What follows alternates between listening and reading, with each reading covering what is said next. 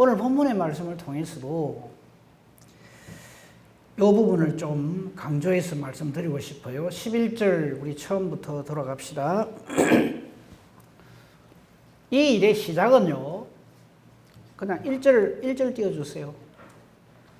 헤롯이라고 하는 그 당시의 유대 왕이 교회를 핍박을 해요. 사도행전 12장 1절. 그래서 이 헤롯 왕은 헤롯 대왕의 아들입니다. 헤롯 아켈라오가 손을 들어 자기 힘이 있으니까요, 군대를 풀어가지고 교회 중에 몇 사람을 해합니다. 그 중에서 그만 3대 제자 중에 한 사람인 야고보가 죽임을 당해요.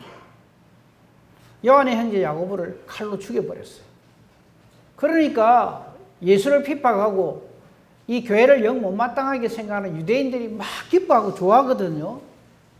그러니까 자기가 뭐 대단한 일을 하는 줄 알고 사실은 저게 마귀 짓을 하는데 그걸 모르죠.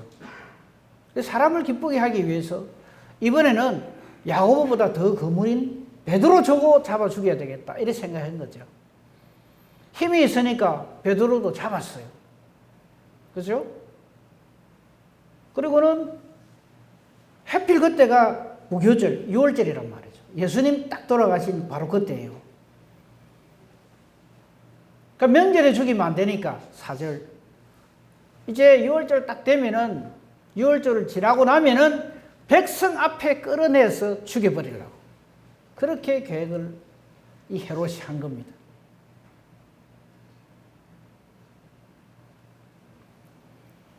베드로는 그래서 옥에 갇혀 있습니다. 우리 지난주에 봤죠, 그죠? 얼마나 철저하게 지키고 가두고 있는지. 감옥에 있으면 동서남북으로 해서 4명씩 딱 지킵니다. 16명이 딱 파수꾼을 지키고, 이제 내일이면 끄집어내갖고 사형시킬 건데, 그 전날 어떻게 재우는가 하면, 조금만 더 내려가 보세요. 6절에 보세요. 6절을 보면 이렇게 해요. 두 군인 틈 사이에 딱 베드로를 눕힙니다. 그리고는 쇠사슬로 2개를 딱딱 손발을 딱 묶어가지고 그 같이 자는 병사들하고 같이 이렇게 채워 넣는단 말이죠. 여러분 뭐 드라마나 영화 같은 거 보면 형사가 범인 딱 잡을 적에 자기 팔하고 범인 팔하고 요래 탁 이렇게 엮듯이, 그래서 꼼짝 못하게 하는 거죠. 왜 저런 짓을 하느냐 하면 예수님을 그렇게 했다가 자기들이 낭패를 봤다고 생각하는 거예요. 예수님 부활했는데 저들은 제자들이 와서 훔쳐갔다. 그러니까 이번에는 절대 안 그런다 해서 지금 저렇게 하는 겁니다. 힘써 권력을 가지고 힘을 가지고 이 베드로를 이제 잡아 죽이려고 다 계획을 하고 있어요. 그런데 그래 하면 뭐합니까? 사람은 하나님의 일을 할 수 없을 뿐만 아니라 하나님의 일을 방해할 수가 없습니다. 그거 알고 주의를 하십시다. 주의 일을 주님이 맡겨주시지 않으면 할 수 없을 뿐만 아니라 하나님 하시는 일을 사람이 막을 수가 없어요. 그래서 우리는 안심하고 주의 일을 하는 겁니다. 7절부터 하나님의 역사가 시작이 되죠. 자, 이게 전부 베드로가 나중에 하는 말이에요. 주께서 하신 일을 말하는 것. 7절, 호련히 주의 사자가 나타났습니다. 그리고는 옥중에 광채가 빛났다. 저걸로 상황은 끝이에요, 사실은. 천사가 와서 어떻게 합니까? 베드로는 지금 완전 낙담하고 있을 거 아닙니까? 이제 나는 끝났다. 이제 내일 닭이 울면 진짜 나 이번에 죽는다. 전에는 닭이 울 적에 정신을 차렸는데 이번엔 닭이 울면 죽어요, 이제. 그러고 있는데 주의 사자가 베드로 옆구리를 툭 쳐서 깨웁니다. 급히 일어나라 하니까 쇠사슬이 그 손에서 쑥 벗겨졌어요. 어째서 저런 일이 생기지? 그런 정말 아무것도 아닌 일에 관심 갖지 말고요. 8절, 천사가 띠띠고 신신해라. 지금 나갈 준비해라 이 말이죠. 베드로가 그대로 합니다. 근데 이 베드로가 이 일을 당하면서도 자기는 어떻게 생각하는가 하면 이게 꿈인지 생시인지 모르고 지금 이 일을 당하고 있어요. 따라오라. 베드로가 따라갑니다. 근데 천사가 자기 앞에 지금 하는 게 이게 자기가 꿈을 꾸는 건지 실제로 일어나는 일인지 몰라요. 하나님 하시는 일이 그렇습니다. 우리는 마치 내가 정신 똑바로 차려갖고 내가 잘하고 일하면 주일 되는 걸로 생각하는데 제가 늘 말씀드리죠. 성경에 나오는 모든 역사 중에서 우리 인간이 깨달아 알아서 그렇게 진행되는 하나님이 있는가 하나라도 있으면 얘기해 보세요. 그런데 아직도 못 깨달아요. 이 놀라운 하나님 일을 내가 한다고 착각을 해요.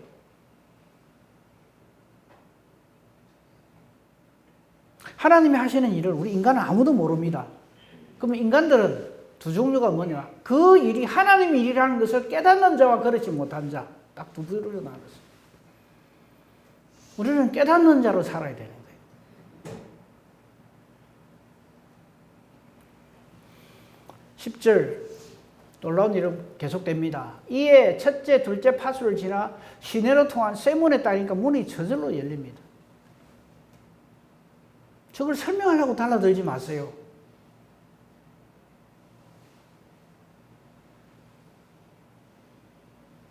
하나님이 하시는 일을 놓고 맨날 우리 이래요. 와, 정말 놀랍지. 와, 정말 놀랍지. 아니, 하나님 하시는 일 중에 안 놀라울 일이 어디 있어요? 한 가지라도 우리 인간의 이성, 지혜, 지식을 갖고 설명할 수 있는 일이 한 가지라도 있는가 한번 생각해 보세요. 근데도 그 하나님을 안 믿고 부인하고 내가 옳다고 고집을 부리고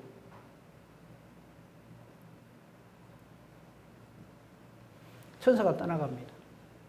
11절 지난주에 결론이면서 이번 주에 처음 시작이죠. 그제서야 베드로가 정신이 딱 들었어요. 지금 이게 어떻게 된 거지? 어떻게 해서 이 쇠사슬이 다 풀리고 그 파수꾼들이 그냥 아무것도 자기를 발견 못하고 옥문이 다 열리고 한 거. 성경은 거기에 대해서 설명 안 합니다. 그랬다 이것만 나옵니다. 그런 걸 어떻게 해? 그걸 자꾸 알고 하면 오늘도 해가 동쪽에서 떴습니다. 왜 그런가? 그걸 갖고 골머리를 쌓고 고민하고 안 해도 됩니다. 하나님 하시는 일이기 때문에.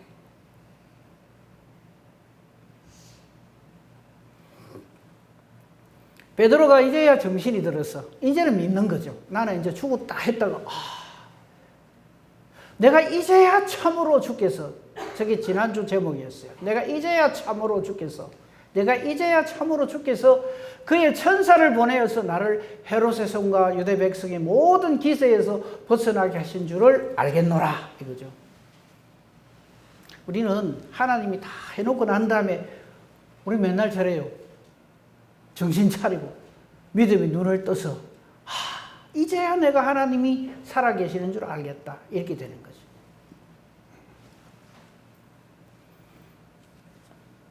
사실 예루살렘 교회는 스데반 순교 이후에 교회가 완전히 핍박을 받아가지고 다 분산되었죠. 교회로서의 기능을 못하게 됐습니다. 하지만 그것은 땅끝까지 주의 이름을 전가하려고 하시는 하나님의 섭리라는 것을 이 당시에는 몰랐어요. 왜 교회가 핍박을 당하지? 우리는 이제 전부를 보니까 이걸 아는 거죠. 만약에 저때 스데반의 순교와 예루살렘 교회가 완전히 저렇게 뿔뿔이 흩어지지 않으면요, 이스라엘 백성들은 아직도 예루살렘에서 자기들만 예수 잘 믿으면 된다고 생각을 하는 거예요. 복음은 우리 유대인들에게만 주어지고 이방인은 안 주어진다. 우리 그동안 봤잖아요. 계속 그렇게 생각하고 오는 거예요.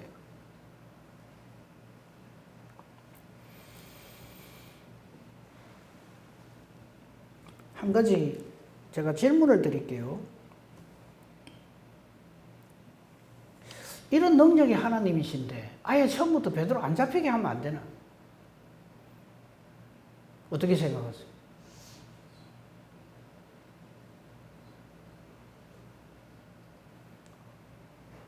안 그렇습니까? 이런 능력이 있는 하나님이신데, 아예 처음부터 베드로 딱 빼돌리고 안 잡히게 해가 싹싹싹 해가 주의를 하게 하면 되긴데, 뭐 때문에 일하시나, 이 말이에요. 이제 좀 아셔야 됩니다. 안 그러면 이 베드로가요, 베드로 안 돼요.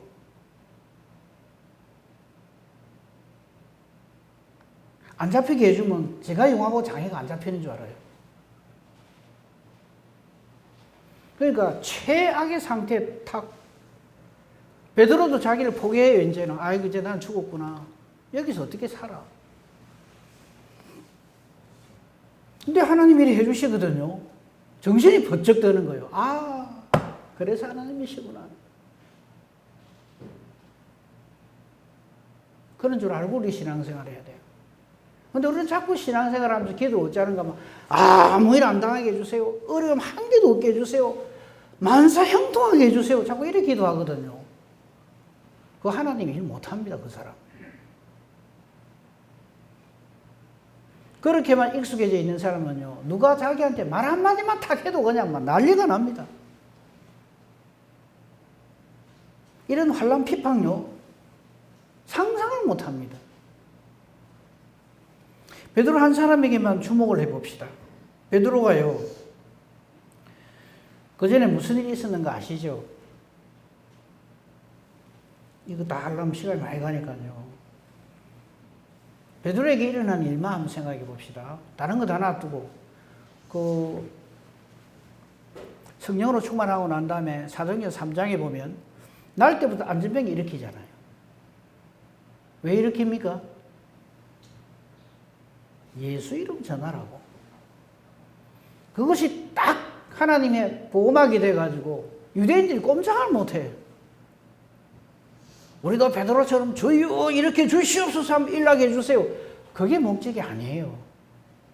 하나님은요, 병든 사람 고치고 죽은 사람 살리고 하는 건 일 아닙니다.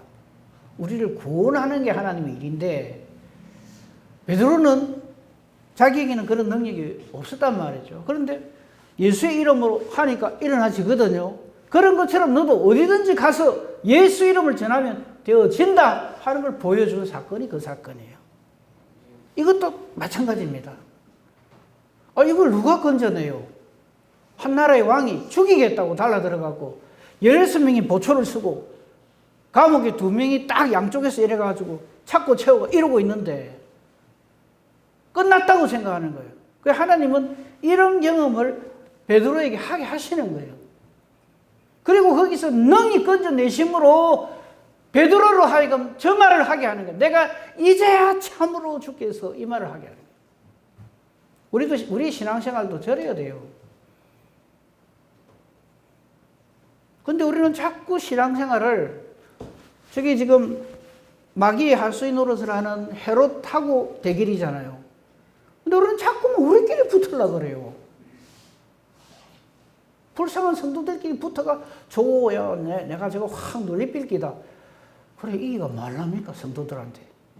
좀 제발 마귀한테 좀 그래 이기세요.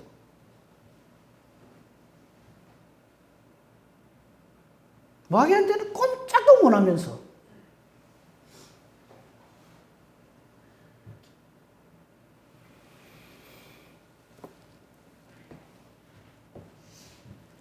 그러니까 좀 전에 제가 드린 질문, 이런 능력이 하나님 왜 처음부터 안 잡히게 안 할까? 안 잡히게 하면요, 그 다음 일 못합니다. 안 잡히게 하면요, 그 다음부터는 36개의 도사는데도 하나님 일을 못해요. 근데 이래 딱 한번 경험하고 나면 베드로가 어떻게 하겠어요? 내가 어디에 던져져 있어도 하나님이 역사하시면 능히 모든 일을 할 수 있다. 일이 되는 거 아닙니까? 이걸 믿음이라 하는